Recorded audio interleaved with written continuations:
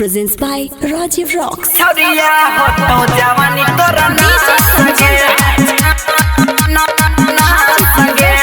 काम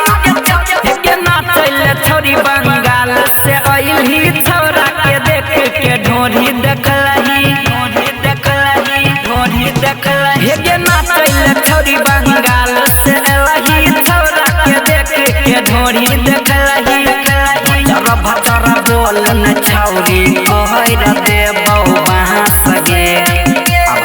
भतरा बोल न छौरी कहर देबौ बांस गे करबो ऐसन काम के छौरिया हो तो जवानी तोर नास गे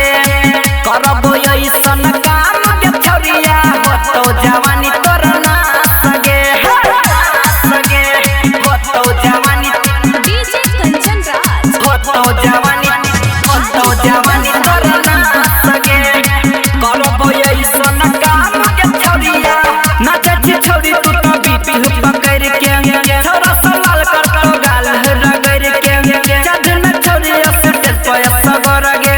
छौरा सब चुस ले तो होठ रस गर गे छौरा सब चुस ले तो होठ रस गर गे नाचे छौरी तू तो बीपी पकड़ के छौरा सवाल कर तो गाल रगड़ के जद न छौरिया सुटेल पया सगर गे चुस ले तो छौरा होठ रस गर गे कहवा पर तरा छौरी लागो जवानी कहाँ जगे कहवा पर तरा छौरा लागो जवानी कहाँ जगे करबो ऐसन काम के छौरिया होय तो जवानिया ना सगे करबो ऐसन काम के छौरी होय तो जवानी तोर ना सगे हो तो जवानी DJ Kanchan Raj. हो तो जवानी तोर ना सगे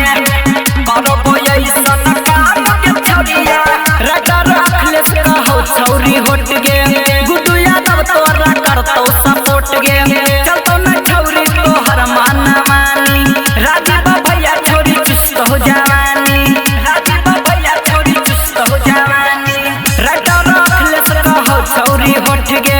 गुड्डू यादव तोरा करतौ सपोर्ट गे चलतो न छौरी तोहर मान मानी राजीव भैया तोहर चुस्त हो जवानी अजय मनोज कहौ छौरी बात साचे साच गे